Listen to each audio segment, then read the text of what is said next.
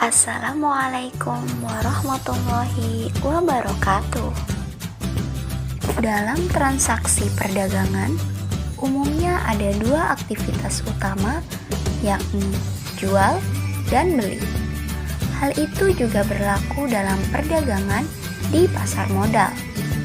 Biasanya, untuk menentukan pembelian atau penjualan, investor akan mempertimbangkan dari sisi fundamental dan teknikal suatu saham. Nah, pada video kali ini kita akan membahas mengenai kemungkinan-kemungkinan yang akan dihadapi oleh kalangan investor apabila menjual dan membeli saham. Yang pertama ada profit taking. Profit taking dapat diartikan sebagai tindakan menjual saham yang dimiliki atau yang telah dibeli setelah mencapai level harga atau target yang direncanakan. Sehingga aksi ini dapat membantu para investor untuk mengurangi risiko dari volatilitas harga saham. Meski profit taking menguntungkan bagi investor yang bersangkutan, profit taking juga bisa berdampak pada investor lainnya. Kerugian tersebut terjadi ketika harga aset mereka tiba-tiba melemah karena terjadi aksi jual yang terjadi secara masif dan dalam satu periode waktu. Aksi profit taking yang dilakukan beramai-ramai bisa berdampak pada harga saham sebuah perusahaan.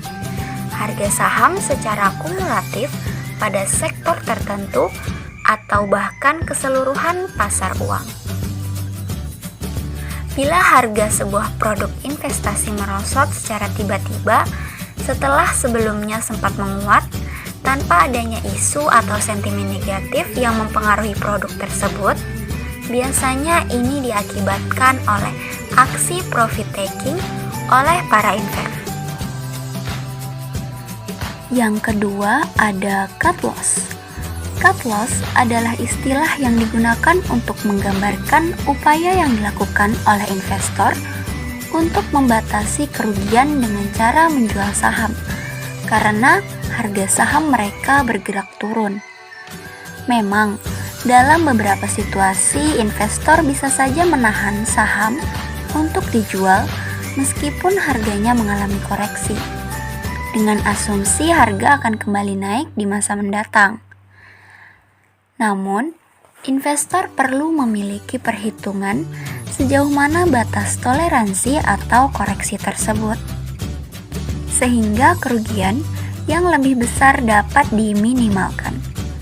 Langkah ini dapat dilakukan salah satunya dengan upaya stop loss, yakni teknik memasang order yang dibaca otomatis oleh sistem saat posisi harga sahamnya menyentuh level tertentu.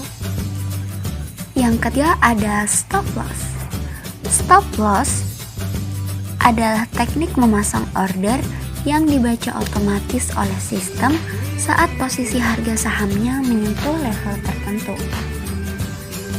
Stop loss level ditetapkan di awal transaksi untuk mengantisipasi jika harga saham tidak bergerak naik seperti yang diekspektasikan, namun malah bergerak turun. Umumnya, harga turun dengan kelajuan yang lebih cepat daripada kenaikan. Itu sebabnya, stop loss adalah hal yang sangat penting.